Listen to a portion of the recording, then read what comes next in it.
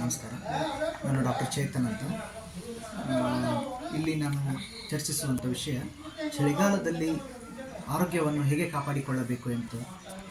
First ಈ ಚಳಿಗಾಲದಲ್ಲಿ ಚರ್ಮದ ಕಾಂತಿಯನ್ನು ಹೆಚ್ಚಿಗೆ ಮಾಡಲಿಕ್ಕೆ ಮತ್ತು ಜೀವನದ ಆರೋಗ್ಯವನ್ನು ಸುಧಾರಿಸುವುದಕ್ಕೆ ಮೊದಲು ಮಾಯಿಶ್ಚರೈಸರ್ ಕ್ರೀಮ್ ಅಂತ ಬರುತ್ತೆ.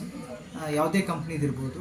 ನಾವು ಮೊದಲು ಫಸ್ಟು ನೋಡೋದು ಬಯೋಲಿನ್ ಕಂಪ್ನಿಯಿಂದ ಬಂತಂಥ ವ್ಯಾಸ್ಲಿನ್ ಅನ್ನು ಬೆಳಗ್ಗೆ ಒಂದು ಸಾರಿ ಸಾಯಂಕಾಲ ಒಂದು ಸಾರಿ ಮಾಯಿಶ್ಚರೈಸಿಂಗ್ ಮಾಡ್ಕೋಬೋದು ಸ್ಕಿನ್ನನ್ನು.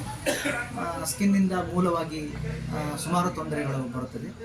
ಅದರಿಂದ ಎಕ್ಸಿಮಾ ಬರ್ಬೋದು, ಚರ್ಮ ಸುಕ್ಕುಗಟ್ಟುವಿಕೆ ಬರ್ಬೋದು, ಮತ್ತು ಹರೆಯದ ವಯಸ್ಸಿನಲ್ಲಿ ವಯಸ್ಕರ ಥರ ಕಾಣುತ್ತದೆ. ಅದಕ್ಕೆ ಮಾಯಿಶ್ಚರಿಂಗ್ ಕ್ರೀಮ್ ಬರುತ್ತದೆ. ಮತ್ತು ಅದೇ ರೀತಿ ಬೋರೋಪ್ಲಸ್ ಕ್ರೀಮನ್ನು ಕೂಡ ಅಪ್ಲೈ ಮಾಡ್ಕೋಬೋದು. ಇದರಿಂದ ಆರೋಗ್ಯದ ಕಾಂತಿ ಮತ್ತು ಚರ್ಮದ ಕಾಂತಿಯನ್ನು ಸುಧಾರಿಸ್ಕೋಬೋದು ಅಂತ ಇದರಲ್ಲಿ ತಿಳಿಸಲು ಇಷ್ಟಪಡುತ್ತೇನೆ. ಡಾಕ್ಟರ್, ಈಗ ಹೃದಯಾಘಾತಕ್ಕೆ ಸಂಬಂಧಪಟ್ಟಿರ್ತಕ್ಕಂಥ ಔಷಧಿಗಳನ್ನು ಮೊದಲು ರೋಗಿಗಳು ತೊಗೊತಿರ್ತಾರಲ್ಲ, ಅವ್ರು ಏನು ಪ್ರಿಕಾಷನ್ ತೊಗೋಬೇಕಂತೀರಿ? ಹೃದಯಾಘಾತ ಅನ್ನೋದು ನಮಗೆ ಗೊತ್ತಾಗಲ್ಲ ಯಾವ್ಯಾವ ಟೈಮಲ್ಲಿ ಬರುತ್ತದೆ ಅಂತ. ಅದಕ್ಕೆ ನಾವು ಮೊದಲು ಕೆಲವೊಂದು ನಾವು ಎಮರ್ಜೆನ್ಸಿ ಡ್ರಗ್ ಅಂತ ಏನು ಹೇಳ್ತೀವಿ, ಎಕೋಸ್ಪ್ರಿನ್ ಗೋಲ್ಡ್ ಅಂತ ಒಂದು ಮಾತ್ರೆ ಇದೆ. ಅದನ್ನು ಹೃದಯಾಘಾತ ಆಗುವ ಲಕ್ಷಣವನ್ನು ಕಂಡುಹಿಡಿದು, ಸಾಮಾನ್ಯವಾಗಿ ಹೃದಯಾಘಾತದ ಲಕ್ಷಣಗಳು ಬೆವರುವಿಕೆ, ಎದೆನೋವು, ಎಡಗೈ ಭಾಗ ಮತ್ತು ಬಲಭಾಗ ಹೃದಯದ ಹತ್ತಿರ ನೋವು ಬಂದರೆ ಮತ್ತು ಹೃದಯದ ತೊಂದರೆ ಗಾಬರಿಯಾದಾಗ, ಬೆವರುವುದು ಗೊತ್ತಾದಾಗ ನಿಮಗೆ ಅನಿಸ್ಬೇಕದು ಹೃದಯಾಘಾತ ನನಗೆ ಆಗ್ತಿದೆ ಅಂತ. ಆ ಟೈಮಲ್ಲಿ ಮಾತ್ರ ಎಕೋಸ್ಪ್ರಿನ್ ಗೋಲ್ಡ್ ಎಂಬ ಮಾತ್ರೆಯನ್ನು ಮೂರು ಮಾತ್ರೆಯನ್ನು ಒಂದೇ ಟೈಮ್ನಲ್ಲಿ ತಗೊಂಡು ನಿಮ್ಮ ಹತ್ತಿರದ ಸರ್ಕಾರಿ ಆಸ್ಪತ್ರೆ ಅಥವಾ ಸಮೀಪದ ಆಸ್ಪತ್ರೆಗೆ ಹೋಗಬೇಕೆಂದು ವಿನಂತಿಸಿಕೊಳ್ಳಿ. ಸರ್, ಇವಾಗ ಈ ಮೊದಲೇ ಹೃದಯಾಘಾತ ಇದೆ ಅಂತ ಗೊತ್ತಿದ್ದು ಮೆಡಿಕೇಷನ್ನಲ್ಲಿರುವಂಥವ್ರು ವಾಕಿಂಗ್ ಹೋಗ್ಬೋದಾ? ಹೋಗ್ಬೋದು ಸರ್. ವಾಕಿಂಗೂ ಮಾಡ್ಬೋದು. ಕಾರ್ಡಿಯೋ ಅಂತ ಬರುತ್ತೆ, ಜಾಗಿಂಗೂ ಮಾಡ್ಬೋದು.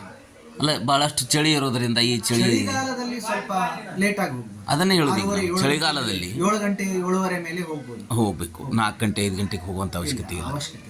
ಸರಿ, ಪ್ಯಾರಾಲೈಸಿಸ್ ಪಾರ್ಶ್ವವಾಯು ಆಗಿರ್ತಕ್ಕಂಥ ರೋಗಿಗಳು ಯಾವ ರೀತಿ ಆರೋಗ್ಯವನ್ನು ಈ ಚಳಿಗಾಲದಲ್ಲಿ ಕಾಕೋಬೇಕಂತೀರಿ? ಸರ್, ಪಾರ್ಶ್ವವಾಯು ಸಾಮಾನ್ಯವಾಗಿ ಬ್ರೈನಿಗೆ ಸಂಬಂಧಪಟ್ಟಂಥ, ಮೆದುಳಿಗೆ ಸಂಬಂಧಪಟ್ಟಂತಹ ಕಾಯಿಲೆ,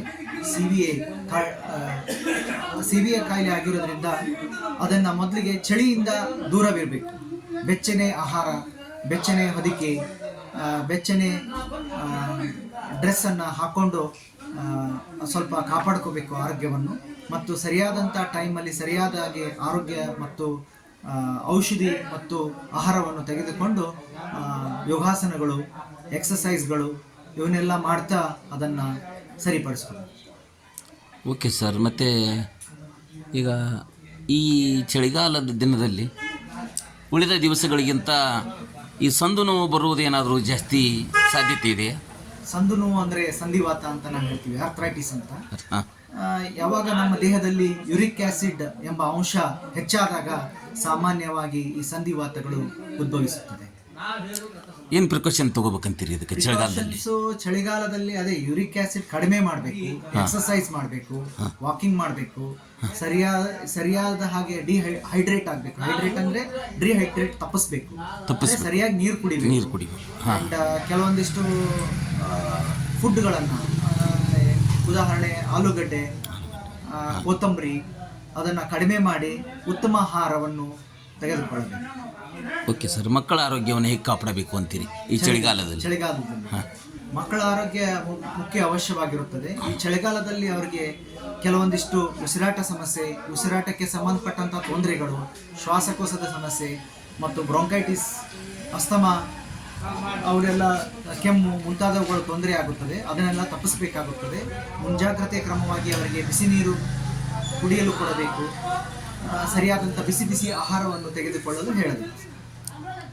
ಥ್ಯಾಂಕ್ ಯು ಸರ್. ಧನ್ಯವಾದಗಳು ನಮ್ಮ ವೀಕ್ಷಕರಿಗೆ ಆರೋಗ್ಯ ಸಲಹೆಯನ್ನು ಕೊಟ್ಟಿದ್ದಕ್ಕೆ. ಧನ್ಯವಾದ.